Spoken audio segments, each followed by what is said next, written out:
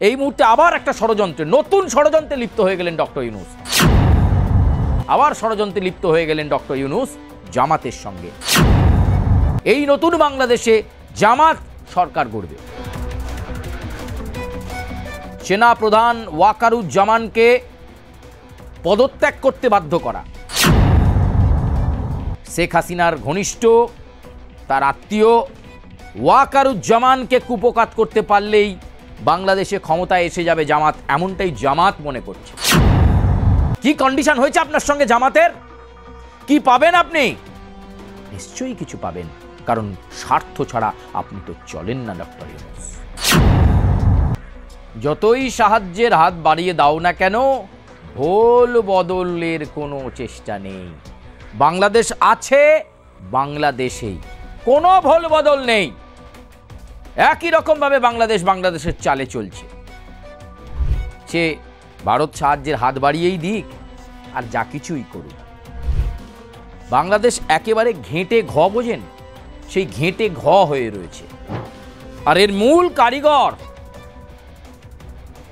কে সেটার বলার অপেক্ষা নেই।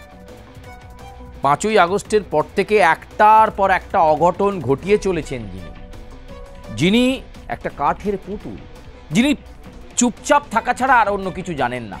শুধু চেয়ারে কিভাবে বসে থাকতে হয় সেটা জানেন। আপনারা কার কথা বলছি বুঝতে পেরেছেন? ডক্টর ইউনূসের কথা বলছি। আপনারা হয়তো বারবার বলেন যে এই প্রতিবেদনে আসে শুধুমাত্র ডক্টর ইউনূসকে ছোট করবার জন্য, একজন সম্মানীয় ব্যক্তিত্বকে ছোট করবার জন্য। আসলে তা নয়। যত বাংলাদেশ নিয়ে আমরা জানছি না, যত আমরা এগোচ্ছি না, তত দেখা যাচ্ছে যে প্রত্যেকটা জায়গাতে ষড়যন্ত্রে লিপ্ত হয়েছেন ডক্টর ইউনূস। তাই তো বলতে বাধ্য হচ্ছি। আপনারা নিজেরা বলুন না, আপনাদের বাংলাদেশের সংস্কার হয়েছে? ডক্টর ইউনূস যেটা বলেছেন সেটা করতে পেরেছেন? আচ্ছা, এই এতদিন 5ই আগস্টের পর থেকে তিনি ক্ষমতায় রয়েছেন, অন্তর্বর্তী সরকারের প্রধান উপদেষ্টা। একটা কিছু যুগান্তকারী বলুন যেটা বাংলাদেশের মানুষ মনে রাখবে। ডক্টর ইউনূসকে যে একজন অন্তর্বর্তী সরকারের প্রধান উপদেষ্টা চালিয়ে দেখিয়ে দিলেন যে নির্বাচিত সরকার আসলে কোনটা করা উচিত। একটা কিছু কথা, একটা এমন উদাহরণ দেখাতে পারবেন না যেখান থেকে বাংলাদেশ নিয়ে গর্ব করার মতো জায়গায় নিয়ে গেছেন ডক্টর ইউনূস বাংলাদেশকে। উল্টে সেনাবাহিনীর সঙ্গে ঝামেলা, সেনাকর্তারা বিপদে রয়েছেন, তাদের গ্রেপ্তারি পরিস্থিতি। ডক্টর ইউনূসের কোনো স্টেটমেন্ট নেই। ওয়াকারুজ্জামানের সঙ্গে সরাসরি সংঘাত তৈরি করেছেন।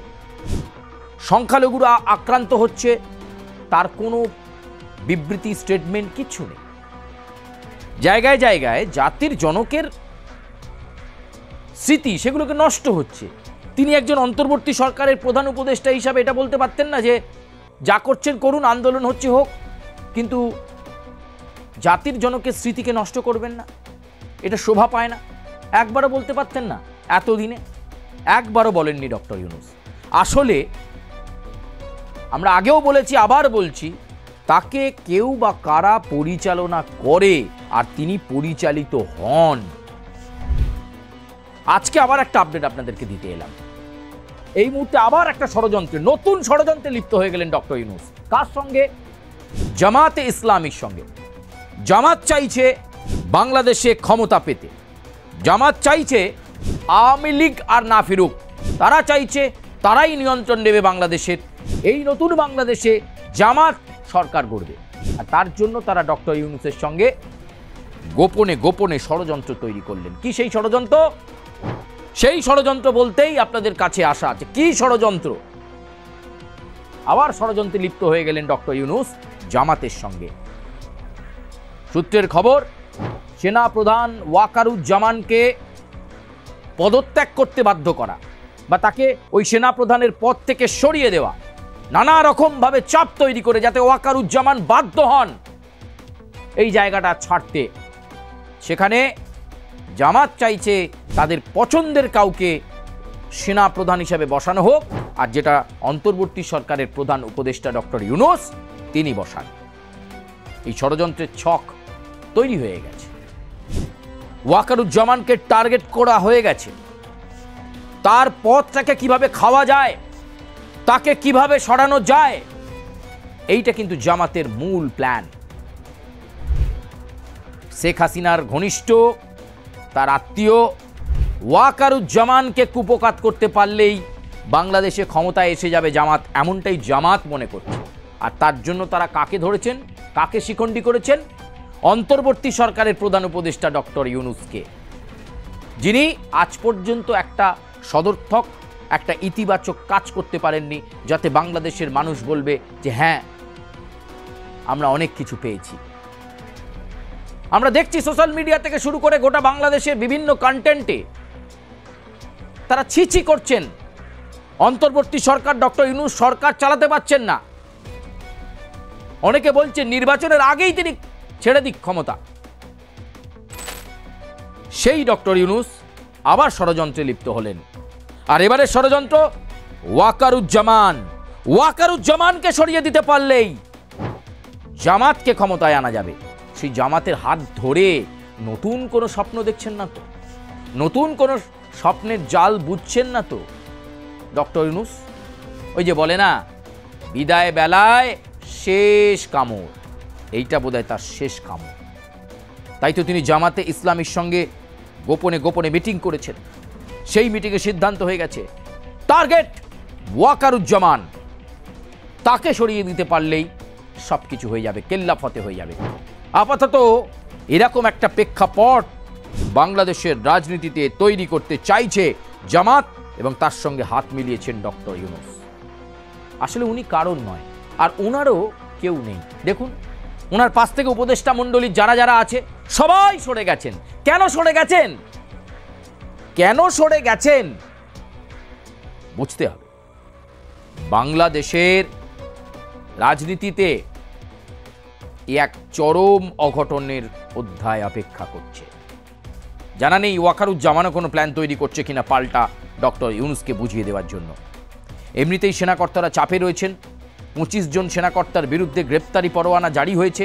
ওয়াকারুজ্জামানও তার বাইরে নয়। এমন পরিস্থিতিতে সেনাবাহিনী নতুন করে প্রতিরোধ করবে না তো?